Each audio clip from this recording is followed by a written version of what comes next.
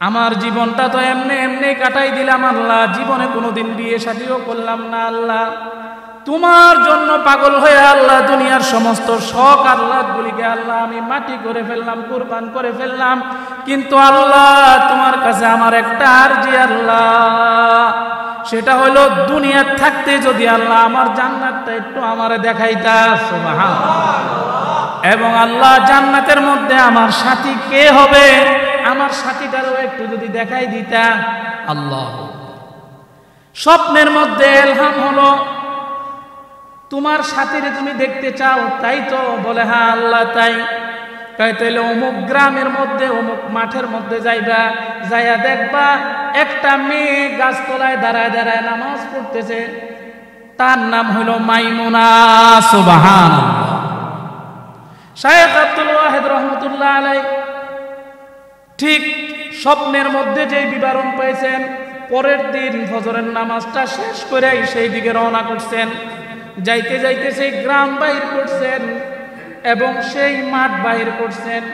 যাইয়া দেখে যে অনেকগুলি বকরি ঘাস খাইতেছে, আর পাশের মধ্যে একজন মেয়ে লোক গাছের নিচে দাঁড়ায় দাঁড়ায় নামাজ পড়তেছে।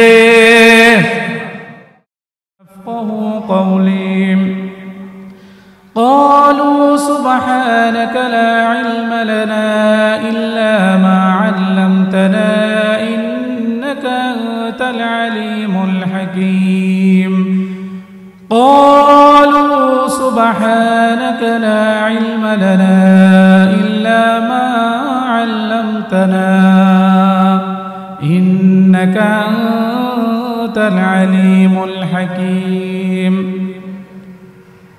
মুহতারাম হাজিরিন, আমরা আল্লাহ পাকের কাছে অসংখ্য অগণিত লাখো কোটি শুকরিয়া জ্ঞাপন করি যে আল্লাহ রাব্বুল আলামিন আমাদেরকে গত সপ্তাহ থেকে এই সপ্তাহ পর্যন্ত আল্লাহ আমাদেরকে হায়াতে বাঁচিয়ে রেখেছেন, আল্লাহ আমাদেরকে সুস্থ রেখেছেন, আল্লাহ আমাদেরকে ভালো রেখেছেন। এরপর রজব মাসের দ্বিতীয় জুমায় আল্লাহ আপনাকে আমাকে উপস্থিত হওয়ার তৌফিক দান করেছেন। এজন্য আল্লাহ পাকের দরবারে কালিমাতুশ শুকর আদায় করে বলি আলহামদুলিল্লাহ। নিয়ামত পায়া যখন বান্দা নিয়ামতের শুকর আদায় করে তো আল্লাহ নিয়ামতকে বৃদ্ধি করে দেন এবং আল্লাহ পাক আরো বেশি নিয়ামত আদায় করার সুযোগ তাকে দিয়ে দেন। এই জন্য সর্ব অবস্থায় আল্লাহ শুকর আদায় করবো তো ইনশাআল্লাহ। এরপরে আপনাদের সামনেই দীর্ঘদিন মসজিদের কাজটি চলতেছিল। দীর্ঘ 5 মাস, প্রায় 5.5 মাস কাজ চলার পর আজকে রজব মাসের জুমায় আল্লাহ আমাদেরকে আসার বসার তৌফিক দান করছেন। এজন্য আমরা খুশি না বেজার, জোরে বলি। এখন তো মসজিদ তৈরি হয়েছে, মসজিদ সুন্দর হয়েছে, মসজিদ খুব টাইলস মার্বেল টাইলস বসানো হয়েছে, খুব সুন্দর হয়েছে মসজিদ। এই চাকচিক্য হয়েছে, কিন্তু যে জিনিস চাকচিক্য হওয়ার দরকার ছিল ওই জিনিসের কমতি রয়ে গেছে। যে জিনিস চাকচিক্য হওয়ার কথা ছিল সেটা হলো ঈমান আর আমল, ঠিক কিনা জোরে বলেন। ঈমান আমলের রং সুন্দর করতে হবে। আমরা প্রতিদিনেই কবরের দিকে আমরা ধাবিত হইতেছি, কবরের দিকে আমাদের একদিন আমাদের যাইতেছে, তো একদিন আমরা কবর আমার কাছাকাছি হয়ে যেতেছে, 2 দিন যাইতেছে তো কবর আরো কাছাকাছি হয়ে যেতেছে। এজন্য মুহতারাম হাজিরিন, বরফের চাকার মতো আমাদের জীবনের হায়াত গলে যে শেষ হয়ে যাচ্ছে। এজন্য হিসাব মিলানো দরকার মাঝে মধ্যে, আমার জীবনটা কতখানি আল্লাহর হুকুম মতো ব্যয় হইতেছে, কতখানি আল্লাহর নাফরমানির মধ্যে আমার সময় কাটতেছে। আজকের দিনে কয়টা ভালো কাজ করলাম, কি করা দরকার ছিল কি করতেছি। নবীজি হাদিসের মধ্যে বলেন, হাসিবু ক্বাবলা আন তুহাসাবু, হাসিবু ক্বাবলা আন তুহাসাবু। নবীজি বলেন, তোমার হিসাব নেওয়ার আগে আগে তুমি নিজের হিসাব নিজে মিলিয়ে দেখো। তোমার আমল ওজন করার আগে আগে নিজের আমল নিজে ওজন করে দেখো। একটু হিসাব মিলাই। গত রজব মাসে বহু মানুষ ছিল, আজকের রজব মাসে অনেক মানুষ আমাদের মাঝ থেকে বিদায় নিয়ে চলে গেছেন। এই রজব মাসে আমরা আছি, আগামী রজব মাস পর্যন্ত যে আমরা হায়াত পাবো আমরা কেউ বলতে পারি না, ঠিক কিনা জোরে বলেন। হতে পারে এই রজব মাস আমার জীবনের শেষ রজব মাস। এই জন্য নবীজি সাল্লাল্লাহু আলাইহি ওয়াসাল্লাম দোয়া করতেন রজব মাস আসলে, আল্লাহুম্মা বারিক লানা ফি রজব ওয়া শাবান, আল্লাহুম্মা বারিক লানা ফি রজব ওয়া শাবান ওয়া বাল্লিগনা রমাদান। নবীজি দোয়া করতেন, আয় আল্লাহ রজব মাস এবং শাবান মাস এই দুই মাসের বরকত আমাকে নসিব করেন এবং রমজান পর্যন্ত আমার হায়াতকে বৃদ্ধি করে দেন। সুবহানাল্লাহ। যেই ব্যক্তি যত দামি তার আগমনের প্রস্তুতিও তত দামি, তত গুরুত্বের সাথে নেওয়া হয়। অন্য অন্য কোনো মাস আসলে দেখবেন স্বাভাবিক মাসের মধ্যে কোনো প্রস্তুতি নাই, কিন্তু যখন আরবি মাসের রজব মাসটা আসে, আজকে আপনি প্রত্যেক জুমা এই মসজিদে হইতেছে, আশেপাশের যতগুলি মসজিদ আছে আপনি খোঁজ খবর নিয়ে দেখেন যে রজব মাসের আলোচনা। এই রজব মাসের থেকে আল্লাহ তাআলা আল্লাহর নবী মানুষকে অ্যালার্ট করছেন, সচেতন করছেন। রজব মাস চলতেছে, রজবের পরে কিন্তু আরেকটা মাস আছে শাবান। এই মাসের মধ্যে একটা রজনী আছে শবে বরাত নামে। এর পরের মাস যেটা আসতেছে খুব মোবারক মাস, খুব সম্মানিত মাস, রমজান মাস। সুতরাং এখন থেকে প্রস্তুতি নাও যাতে রমজানের রোজাগুলি সুন্দর করে রাখতে পারো। আল্লাহ আমাদেরকে তৌফিক দান করুক, সকলে বলে আমিন। আর নবীজি দোয়া শিখিয়ে দিয়েছেন যে রমজান মাস আসার আগে যে রজব মাস আছে, এই রজব মাস থেকে তুমি দোয়া করতে থাকো, আল্লাহ রজব মাসের বরকত, শাবান মাসের বরকত আমাকে নসিব করেন এবং আমার হায়াতটা রমজান পর্যন্ত বৃদ্ধি করে দেন। সুবহানাল্লাহ। আর এরকম একটা মাসের মধ্যে আমরা কত বড় মহৎ একটা ইবাদতের মধ্যে একত্রিত হইতে পারছি। সুবহানাল্লাহ। চিন্তা করা যায় যে রজব মাস, আবার পৃথিবীতে কতগুলি কাজ আছে, পৃথিবীতে বহু কাজ আছে যেগুলি করলে গুনাহ হয়, শুনলে গুনাহ হয়, দেখলে গুনাহ হয়, কল্পনা করলে গুনাহ হয়, চিন্তা করলে গুনাহ হয়, সেই কাজের মধ্যে পা বাড়াইলে গুনাহ হয়। আর আল্লাহ তাআলা আপনাকে আমাকে এমন এক মহৎ আল্লাহর ঘরের মধ্যে আসার তৌফিক দান করছেন। নবীজি হাদিস শরীফের মধ্যে বলেন, আহাব্বুল বিলাদি ইলাল্লাহি মাসাজিদুহা ওয়া আবগাদুল বিলাদি ইলাল্লাহি আসওয়াকুহা, আহাব্বুল বিলাদি ইলাল্লাহি মাসাজিদুহা ওয়া আবগাদুল বিলাদি ইলাল্লাহি আসওয়াকুহা। নবীজি বলেন, পৃথিবীর মধ্যে যত জায়গা আছে, যত উন্নত জায়গা আছে, যত সুন্দর জায়গা আছে, কোন জায়গা আমার কাছে এত সুন্দর না, এত উন্নত না, এত দামি না, এত উন্নত পৃথিবীর কোথাও কোনো স্থান আমার কাছে উন্নত না। একমাত্র আমার কাছে প্রিয় হইল মসজিদ। সুবহানাল্লাহ। আহাব্বুল বিলাদি ইলাল্লাহি মাসাজিদুহা, আল্লাহর নিকট সবচেয়ে প্রিয় জায়গা হলো মসজিদ। ওয়া আবগাদুল বিলাদি ইলাল্লাহি আসওয়াকুহা, আর মার্কেট বাজার যত সুন্দর হোক, যত দামে মার্বেল টাইলস বসানো হোক, যত উন্নত মানের কারুকার্য লাগানো হোক, সেটা আল্লাহর কাছে দামি না। মসজিদ পুরের ঘরের হোক, বেড়ার ঘরের হোক, স্তনের ঘরের হোক, কিন্তু সেটা আল্লাহর কাছে দামি। সুবহানাল্লাহ। এইরকম এক ঘরের মধ্যে আপনাকে আমাকে আল্লাহ বাছাই করে নিয়ে আসছেন। এবং কোন কাজের মধ্যে? পৃথিবী মানুষ গর্ব করে আমি দুনিয়াতে একটা, আজকে আমাদের অবস্থা এমন, আজকে একটা 5 তলা বাড়ি বানাইলে সে চিন্তা করে আমি বাড়ি বানাইছি 5 তলা একটা বাড়ি হয়ে গেছে, বাস আমার আর কোনো পেরেশানি নাই, আমার ছেলে মেয়ে বিবি বাচ্চা সবাই মিলা সুন্দর করে চলে যেতে পারবো, ঠিক কিনা জোরে বলেন। আর আল্লাহর কিছু বান্দা আছে যাদেরকে আল্লাহ তৌফিক দিছে, এরা দুনিয়াতে এমন কিছু কাজ করে, এমন কিছু কাজ আল্লাহ তাদের কাছ থেকে নেয়, যেই কাজের দ্বারা সে আল্লাহর কাছে দামি হয়ে যায়, সুবহানাল্লাহ। যেমন কেউ যদি দুনিয়াতে একটা সিনেমা হল বানায় যায়, একটা স্টেডিয়াম বানায় যায়, একটা বাইস্কোপ দুনিয়াতে চালু করে যায়, একটা ক্রাম বোটের ঘর বানায় যায়, একটা খেলাধুলা দুনিয়াতে চালু করে যায়, রং তামাশার জিনিস দুনিয়াতে চালু করে যায়, এটার দ্বারা পৃথিবীতে সে যতদিন বাঁচবে, তওবা করার আগ পর্যন্ত, বন্ধ করার আগ পর্যন্ত তার আমলনামায় গুনাহ উঠতেই থাকবে, ঠিক কিনা জোরে বলেন।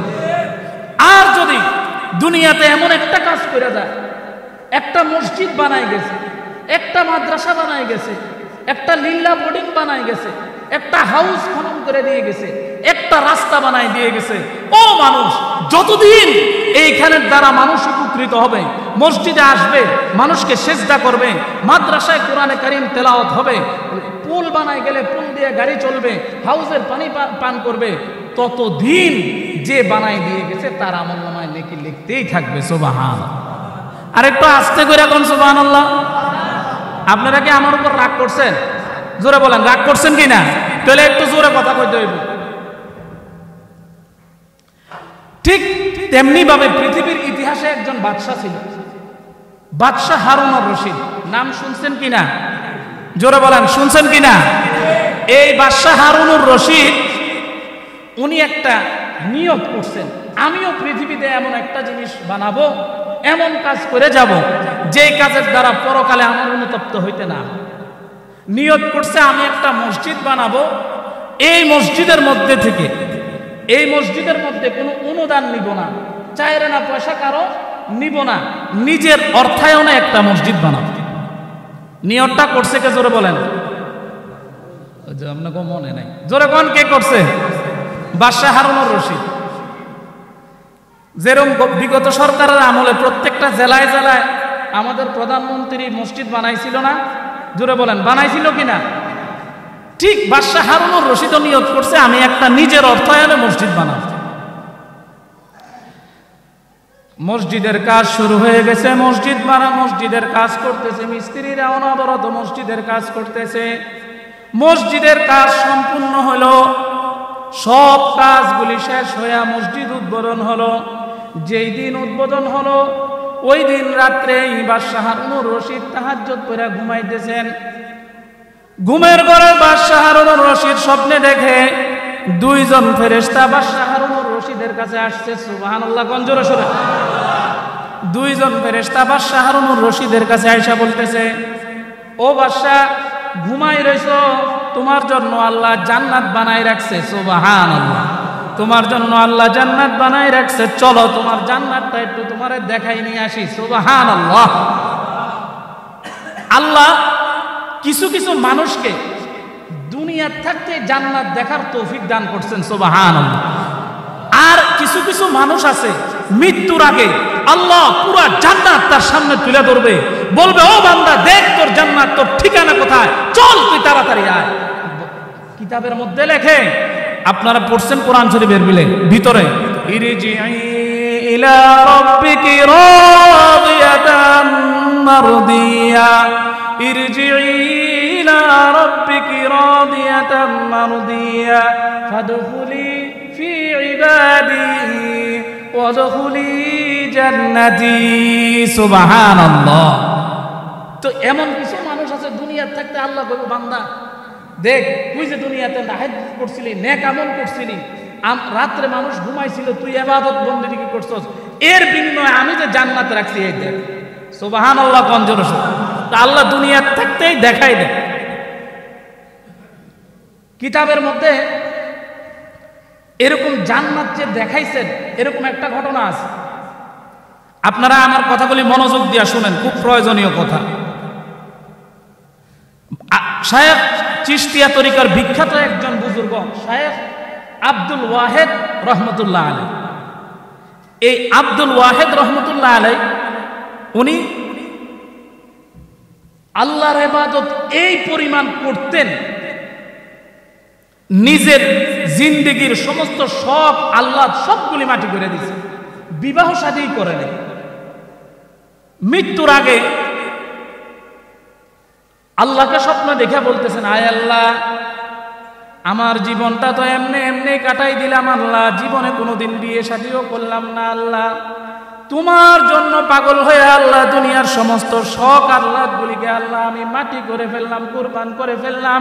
কিন্তু আল্লাহ তোমার কাছে আমার একটা আরজি আল্লাহ, সেটা হলো দুনিয়ার থাকতে যদি আল্লাহ আমার জান্নাতটা একটু আমারে দেখাইতা, সুবহানাল্লাহ। এবং আল্লাহ জান্নাতের মধ্যে আমার সাথী কে হবে, আমার সাথীটারও একটু যদি দেখাই দিতা। আল্লাহ স্বপ্নের মধ্যে এলহাম হলো, তোমার সাথীরে তুমি দেখতে চাও, তাই তো? বলে হ্যাঁ আল্লাহ তাই। তাইলে অমুক গ্রামের মধ্যে অমুক মাঠের মধ্যে যাইবা, যাইয়া দেখবা একটা মেয়ে গাছতলায় দাঁড়ায় দাঁড়ায় নামাজ পড়তেছে, তার নাম হইল মাইমুনা, সুবহানাল্লাহ। শায়েখ আব্দুল ওয়াহেদ রহমতুল্লাহ আলাই ঠিক স্বপ্নের মধ্যে যেই বিবরণ পাইছেন, পরের দিন ফজরের নামাজটা শেষ করে সেই দিকে রওনা করছেন। যাইতে যাইতে সেই গ্রাম বাহির করছেন এবং সেই মাঠ বাহির করছেন। যাইয়া দেখে যে অনেকগুলি বকরি ঘাস খাইতেছে, আর পাশের মধ্যে একজন মেয়ে লোক গাছের নিচে দাঁড়ায় দাঁড়ায় নামাজ পড়তেছে।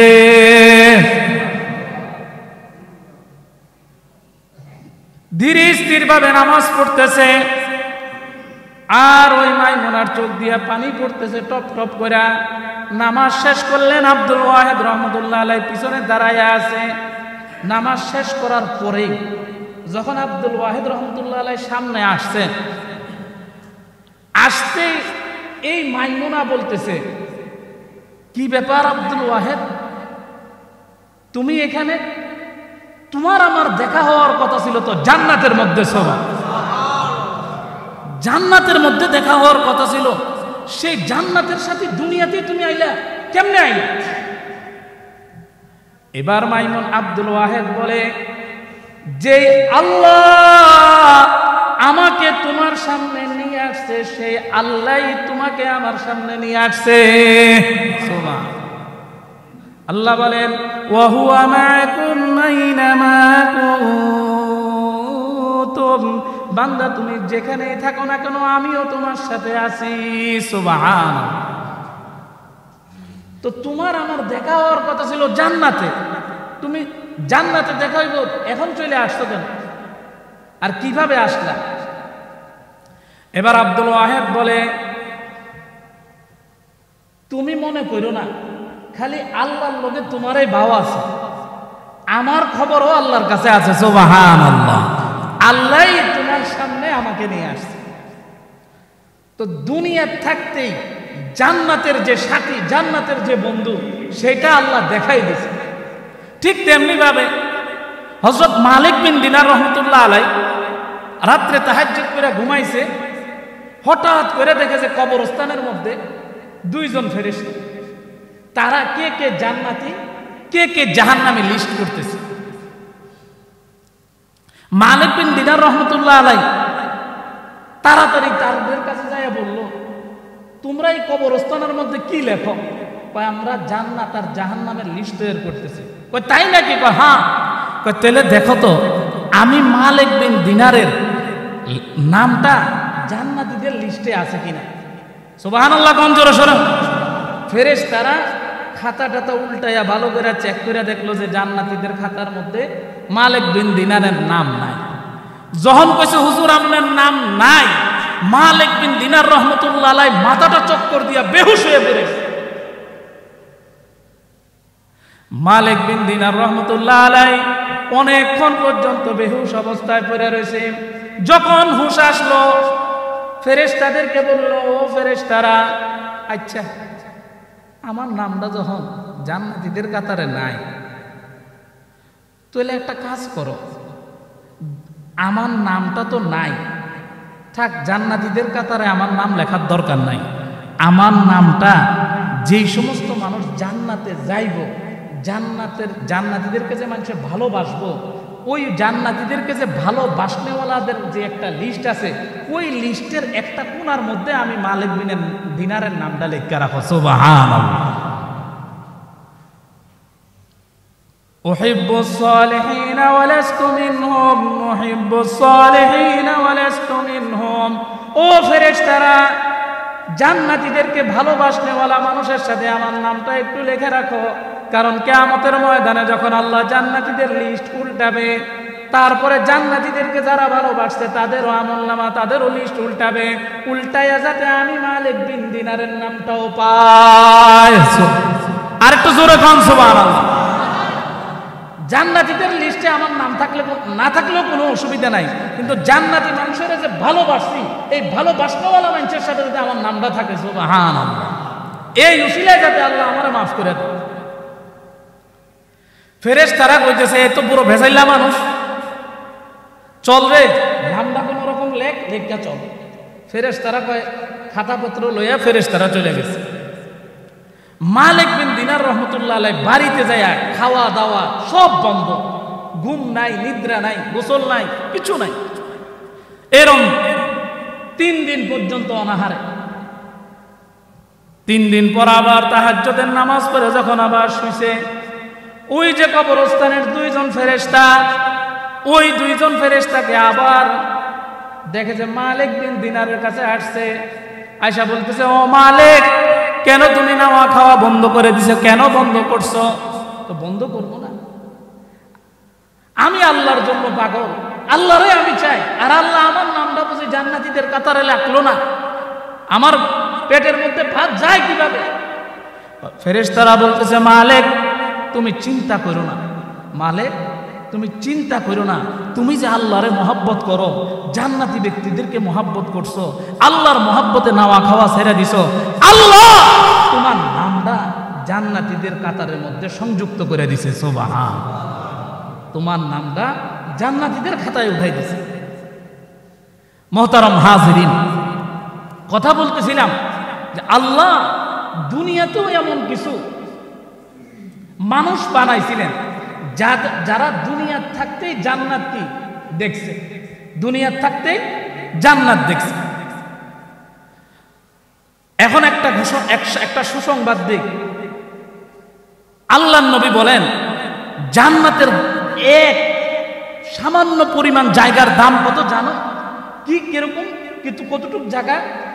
একটা লাঠির মাথা রাখতে যেই পরিমাণ সামান্য জায়গার দরকার জায়গা হয়, এই লাঠির মাথা পরিমাণ জায়গার দাম, জান্নাতের এই পরিমাণ জায়গার দাম। নবীজি বলেন খায়রুম মিনাদ দুনিয়া ওয়া মা ফিহা, খায়রুম মিনাদ দুনিয়া ওয়া মা ফিহা। ওই পরিমাণ জায়গার দাম এই দুনিয়া এবং দুনিয়ার মাঝে যা কিছু আছে তার চেয়েও হাজার হাজার কোটি কোটি গুণ বেশি। খায়রুম মিনাদ দুনিয়া ওয়া মা ফিহা, এরকম জায়গা জান্নাতের, এত দামি জায়গা। আরেক হাদিসের মধ্যে নবীজি বলেন আ'দাতু লিইবাদিয়াস সালিহিন, আমার প্রিয় বান্দাদের জন্য, আমার বন্ধুদের জন্য আমি কেমন নিয়ামত রেডি করে রেখেছি তোমরা জানোনি। মা লা আইনুন রাআত ওয়ালা উযুনুন সামিআত ওয়ালা খাতার আলা কলবি বাশার। সুবহানাল্লাহ, কোন জোরে শুনো। হুজুর বুঝি না তো, বুঝন লাগতো না, আবার কোন সুবহানাল্লাহ। মা লা আইনুন রাআত, নবীজি বলেন জান্নাত এমন সুন্দর এই চোখ দিয়া কোনোদিন কেউ জান্নাত দেখে নাই। ওয়ালা উযুনুন সামিআত, কোন কান কোনোদিন পরিপূর্ণ বর্ণনা শুনে নাই। আলা খাতার আলা কলবি বাশার, কেমন সুন্দর হইতে পারে কোনোদিন কোন হৃদয় কল্পনাও করে নাই। সুবহানাল্লাহ, কল্পনাও করে নাই, কেমন সুন্দর হইতে পারে জান্নাত। এই হলো জান্নাতের সামান্য পরিমাণ জায়গার দাম। এই জান্নাত আমরা চাই কিনা? জোরে বলেন, আরো জোরে বলেন, জান্নাত চাই কিনা? আল্লাহ, এই জন্য জান্নাত চাইলে, জান্নাতে চাইতে হইলে যে আমল করা দরকার সেই আমল করতে রাজি আছি তো ইনশাআল্লাহ। আল্লাহর নবী বলেন এরম জান্নাতের চাবি কি জানো? মিফতাহুল জান্নাতিস সালাহ, এই জান্নাতটার চাবি হলো নামাজ। সুবহানাল্লাহ, এরম জান্নাতের চাবি কি? নামাজ। আর এক হাদিসের মধ্যে আল্লাহর নবী বলেন আউয়ালু মা ইউহাসাবু বিহিল আবদু ইয়াউমাল কিয়ামাতিস সালাহ, কিয়ামতের ময়দানে সর্বপ্রথম নামাজের হিসাব হবে। আল্লাহ আপনি আমাদেরকে 5 ওয়াক্ত নামাজীদের খাতায় আমাদের নামটা লিখে রাখেন, সকলে বলে আমিন। আয় আল্লাহ, যখন আমাদের ইন্তেকাল হয়ে যাবে মসজিদের মুসল্লিরা যাতে গবেষণা করে এই লোকটা নামাজি ছিল, এই লোকটা ইমানদার ছিল। আল্লাহ সমস্ত আমলের সাক্ষী জমিন, সমস্ত আমলের সাক্ষী জমিন দিবে। মৃত্যুর পরে যাতে মানুষ বলে এই লোকটা ইমানদার, এই লোকটা নামাজি, সকলে বলে আমিন। এরপরে ঘটনা মনে আছে, বাদশাহ হারুনুর রশিদরে ফেরেশতারা জান্নাত দেখানোর জন্য নিয়ে গেছে। এখন বাদশাহ হারুনুর রশিদ জান্নাতের নহর, জান্নাতের বাগান, জান্নাতের সৌন্দর্য, জান্নাতের অট্টালিকা সব কিছু ঘুরে ঘুরে দেখছেন। দেখে এবার জান্নাতের বাইরে হয়ে যেতেছে। বাইর হয়ে যখন সামনের দিকে তাকাইছে দেখে যে ঠিক হারুনুর রশিদ বাদশার যেরকম জান্নাত এরকম ঠিক আরেকটা জান্নাত বাদশাহ হারুনুর রশিদের দরজার সামনে। সুবহানাল্লাহ, এরকমই একটা জান্নাত। বাদশাহ হারুনুর রশিদ মনে করছে এই জান্নাতটাও আমার, এই কথা মনে করে দৌড় দিছে। সুবহানাল্লাহ, দৌড় দিয়া যখন দরজার সামনে গেছে দেখে যে দরজার সামনে লেখা আহমদ। বাদশাহ হারুনুর রশিদের যদি জান্নাতে তাহলে তো লেখা থাকত, কিন্তু সেখানে বাদশাহ হারুনুর রশিদের নাম নাই। ফেরেশতাদেরকে জিজ্ঞাসা করতেছে কি ব্যাপার, এই জান্নাতটা কার? কয় বাদশাহ এই জান্নাতটা হইল আপনার এই যে মসজিদ বানাইছেন এই মসজিদেরই একজন কর্মচারীর এই জান্নাত। সুবহানাল্লাহ, সুবহানাল্লাহ, একজন যুগালীর এই জান্নাত। সুবহানাল্লাহ, কঞ্জরে সরে।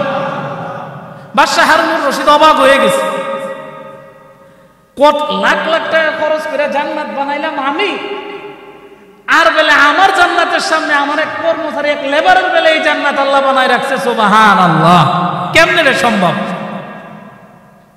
এবার বাদশাহ হারুনুর রশিদ খালি রাতটা কোন সময় শেষ হবে এই চিন্তা। রাত শেষ হইলেই যাইয়া কর্মচারী করে ধরবো, কিরে তোরা কি আমল করছিস? কোন রকম রাতটা শেষ, সকালবেলায় যাইয়া সব মিস্ত্রি, কন্ট্রাক্টর, লেবার, হেল্পার সবারে ডাকছে। এখানে যারা উপস্থিত আছে সবাই আজকে বাদশাহী মহলে মেহমানদারি। সুবহানাল্লাহ, খাওয়া দাওয়া শেষ করে এবার বাদশাহ জিজ্ঞাসা, তোমাদেরকে যে আমি এখানে ডাকলাম কি জন্য ডাকলাম এটা জিজ্ঞাসা করবা না? হ্যাঁ বাদশাহ অবশ্যই, বলেন কি জন্য ডাকছে? গত রাত্রে আমি আল্লাহ আমারে একটা জান্নাত দেখানোর জন্য নিয়ে গেছে। সুবহানাল্লাহ, ওই জান্নাত দেখে যখন বাহির হইলাম ঠিক আমার দরজা বরাবর আরেকটা জান্নাত দেখছি। ওই জান্নাতটা বেলে আহমদ নামে এক ব্যক্তি তোমাদের মাঝে আছে, একজন রাজমিস্ত্রির হেল্পার, এই হেল্পারের বেলে এই জান্নাতটা। এখন কও তোমাদের মধ্যে আহমদকে? সুবহানাল্লাহ, আহমদকে বলো। একটা খুব দুর্বল জীর্ণ শীর্ণ হাত উঠাইছে, বাদশাহ এ আমি অদম আহমদ। সুবহানাল্লাহ, আমি অদম আহমদ। কাচ্চা এদিকে আমার জান্নাতটা আমি টাকা পয়সা খরচ করে মসজিদ বানাইলাম, আমারে আল্লাহ যেই জান্নাত দিছে ঠিক সেম জান্নাত আল্লাহ তোমারে দিছে, বল তুই কি আমল করছিস? এবার আহমদ কর্মচারী বলে, ও বাদশাহ আপনি যখন মসজিদ বানানোর জন্য আপনি ঘোষণা করছেন, আরো একটা ঘোষণা করছেন এই মসজিদের মধ্যে যত কাজ করবেন, যত পাথর লাগাইবেন, যত উন্নত কারুকার্য ব্যবহার করবেন, কারো কাছ থেকে কোনো পয়সা নিবেন না। বাদশাহ আমার দিলের মধ্যে এই আশা ছিল আমি মসজিদে কিছু দান করব, কিন্তু আপনি বাদশাহ আর আমি একজন সামান্য হেল্পার, এই হেল্পারের টাকা আপনি গ্রহণ করবেন বাদশাহ, আবার টাকা আপনি নিবেন না বাদশাহ। তাই আমি কি করছি জানেননি বাদশাহ? আপনার ভয়ে আমি দিনের বেলায় কোনো কিছু দিতে পারি নাই। আমি আমার বাবার প্রত্যেক একটা সম্পত্তি ছিল, একটা জমি ছিল, ওই জমির মধ্যে আমি মাটি কাইটা বড় পুকুর বানাইছি। ওই পুকুর বানাইতে যাই বাদশাহ যখন মাটি খনন করতেছিলাম, ঠিক আপনি মসজিদের মধ্যে যে পাথর লাগাইছেন এরকম 3 টুকরা পাথর আমি পাইছি। ওই পাথরগুলো আমি সুন্দর করে ধুইয়া মুইসা বাদশাহ আমি নিজের সাথে করে নিয়ে আসছিলাম। সারাদিন আপনার এখানে কাজ করছি। রাতের বেলায় আমার বন্ধু বান্ধবরা, আমার সাথীরা সকলে যখন চলে গেছে, তখন আমি গোপনে এই 3 টুকরা পাথর আপনার পাথরের স্তূপের পাথরের সাথে মিলাই দিছি। সুবহান। আর আমি নিয়ত করছি, বাদশাহ হারুনুর রশিদ যদি মসজিদ বানায়া জান্নাতে যেতে পারে, তা আমি একটু পারি আর না পারি অন্তত উসিলা তৈরি করি। এই জন্য আমি গোপনে গোপনে ওই 3 টুকরা পাথর আপনার পাথরের সাথে মিলাই দিছিলাম। সুবহানাল্লাহ। বাদশাহ হারুনুর রশিদ কয়, বেটা কি কাম করলি তুই? তোর নিয়তটা কি? যেই জান্নাত আল্লাহ আমার জন্য বানাইছে, ঠিক সেম পরিমাণ জান্নাত আল্লাহ তোর জন্য বানাই দিয়েছে। আর এটা কোনো মিথ্যা কথা না। গত রাতে আমি সেই জান্নাত পরিদর্শন করে আসছি। সুবহানাল্লাহ। এই জন্য মুহতারাম হাজিরিন,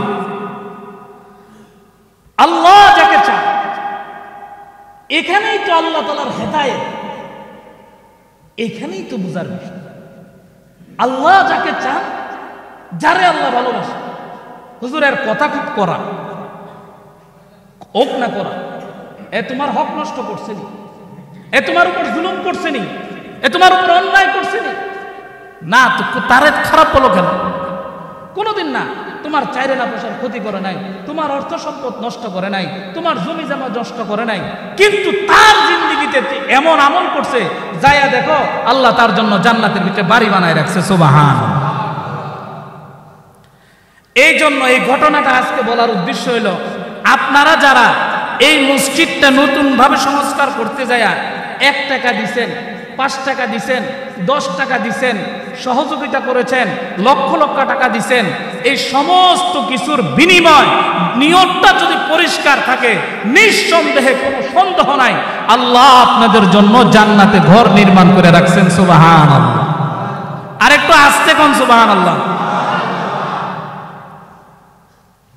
আপনারা যে টাকা ব্যয় করছেন, অর্থ সম্পদ দিছেন, এগুলি কি আমাদের মসজিদের সভাপতি, ক্যাশিয়ার, সেক্রেটারি বাড়িতে নিয়ে গেছে, না আপনাদের সামনে পেয়েছেন উপস্থিত আছে?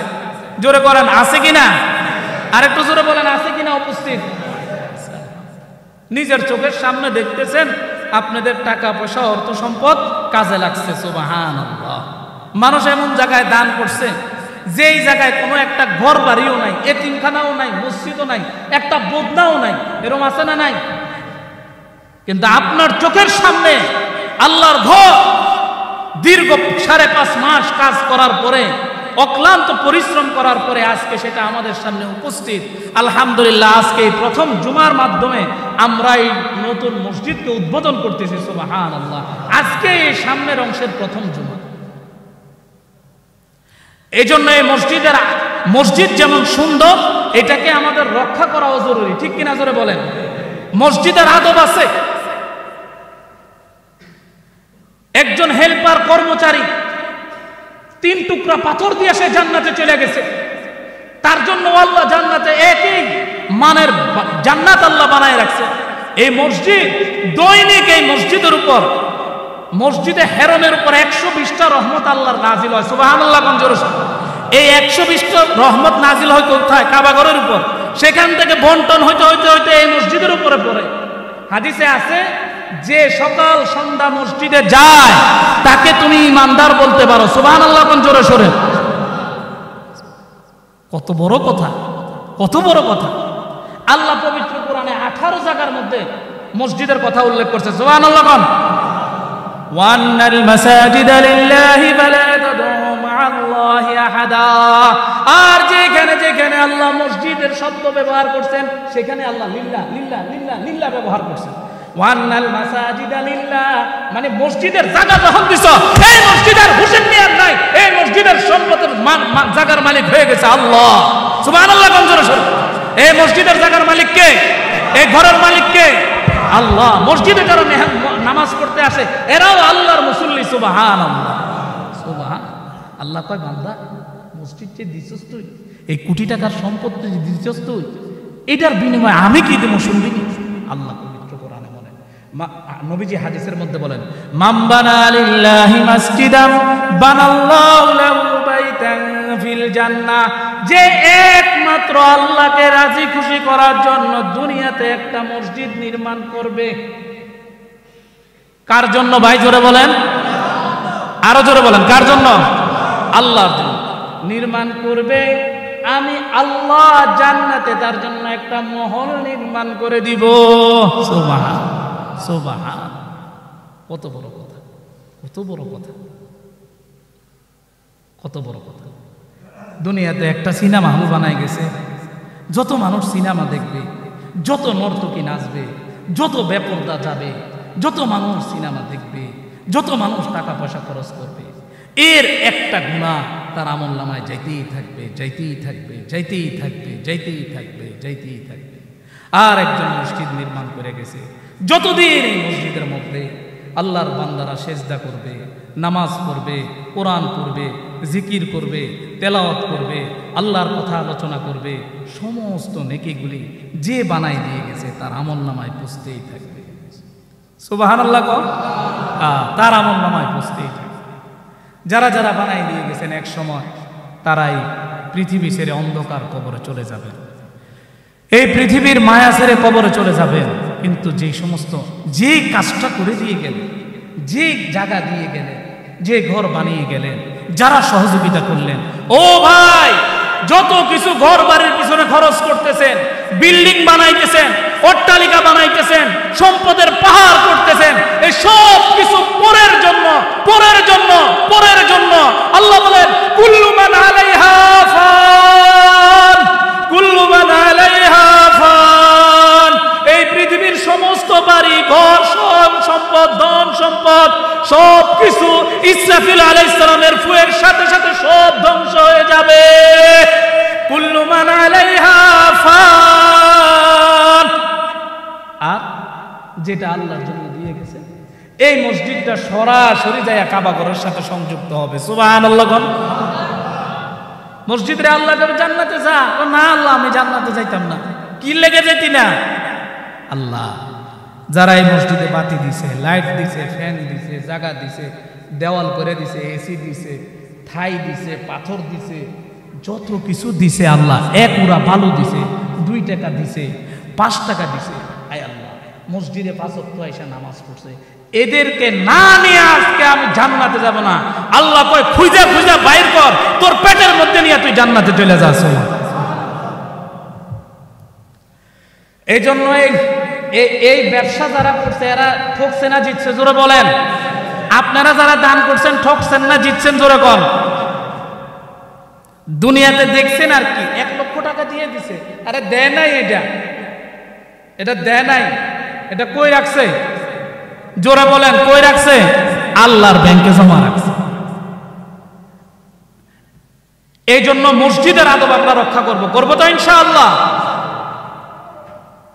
দেখেন আমাদের মসজিদের আশেপাশে যে সমস্ত বাড়িঘরগুলি আছে, আমি ওই সমস্ত আশেপাশের বাড়িঘর ঘরের মহিলা এবং পুরুষ যারা বাস করেন, বিশেষভাবে আমি তাদেরকে বলতেছি,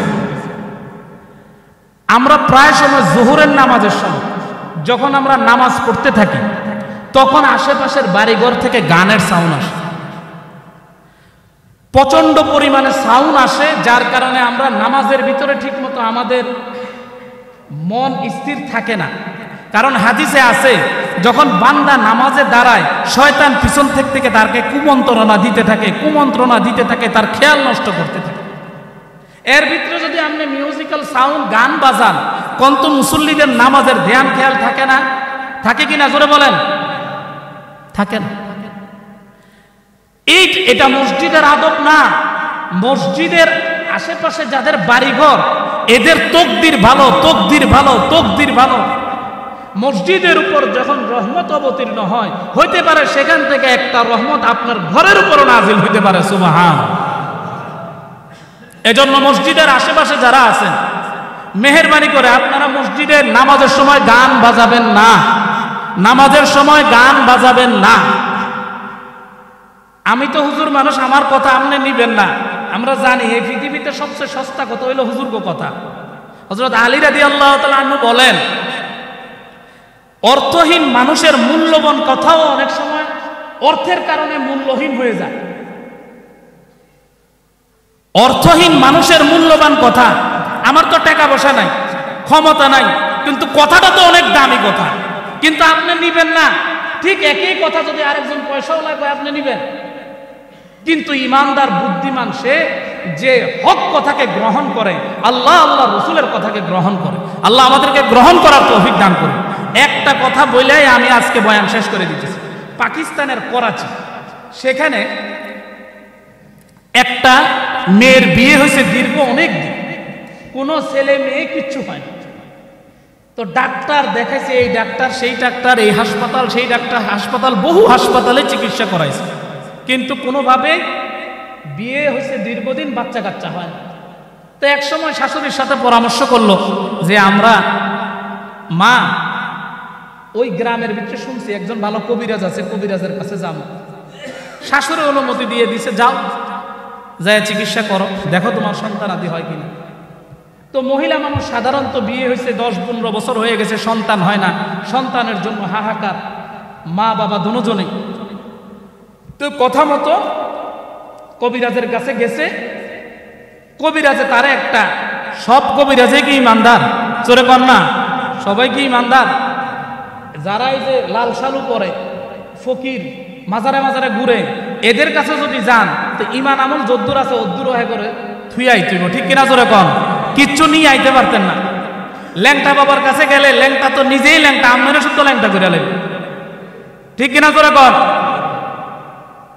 এই বন্ড ফকিরের কাছে গেছে, আর হ্যাঁ একটা চিকিৎসা দিছে। কি চিকিৎসা? বাসায় যাইয়া একটা কোরআন শরীফ নিবা, কোরআন শরীফটা নিয়ে বাথরুমে যাইয়া এই কোরআন শরীফটার উপর গোসল করবা। একসাথে বলি নাউজুবিল্লাহ। কোন ইমানদার মুমিন মুসলমান এটা করতে পারে? জোরে বলেন, পারে? শাশুড়ির কাছে যখন যাইয়া কইছে, কবিরাজে এই কথা কইছে, শাশুড়ি কয়, শাশুড়ির মাথার উপর যেন আসমান ভেঙে পড়ছে। শাশুড়ি কয়, খবরদার বৌমা, এই কাজ কিন্তু তুমি ভুলেও করো না, তোমার বাচ্চা না হইলে হোক, না হইলে না হোক, কিন্তু তুমি এই পন্থা অবলম্বন করো না। কে শুনে কার কথা? আর আজকালকার মেয়েরা তো এমনি কথা শুনে না শাশুড়ি, ঠিক কিনা জোরে কন? এটা আবার আসতে কন, আরেকটু জোরে কন, ঠিক কিনা? তো এখন শাশুড়ির কথা সে মানে নাই। সকালবেলা উঠেই সে কবিরাজের কথা মতো, বন্ডের কথা মতো বাথরুমে ঢুকছে, কোরআন শরীফও নিয়ে গেছে। নাউজুবিল্লাহ।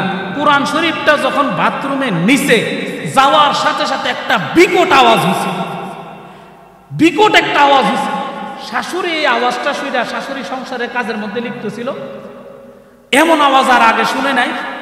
আশেপাশে সব জায়গায় বৌমারে তালাশ করতেছে, কি ব্যাপার, এমন একটা আওয়াজ আগে শুনি নাই।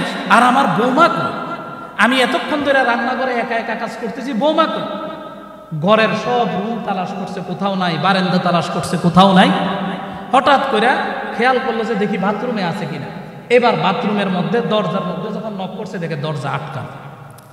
এবার ধারণা হয়ে গেছে, হ্যাঁ এখানেই আছে। বহুত চেষ্টা ফিকির করে লোকজন লইয়া দরজা যখন ভাঙছে, বাথরুমটা খোলার সাথে সাথে দেখে যে একটা শুয়োর এক কোনায় বসে রয়েছে, আর কোরআন শরীফটা খোলা অবস্থায় মাটিতে পড়ে রয়েছে। নাউজুবিল্লাহ। সাথে সাথে শাশুড়ি দিয়ে কোরআন শরীফটা নিয়ে বুকে জড়াই নিছে, আর জিজ্ঞাসা করতেছে, কিরে আমার বৌমা কই, আর এই শুয়োর কই থেকে? এখন ওই শুয়োরের জবান আল্লাহ খুলে দিছে, সুবহানাল্লাহ।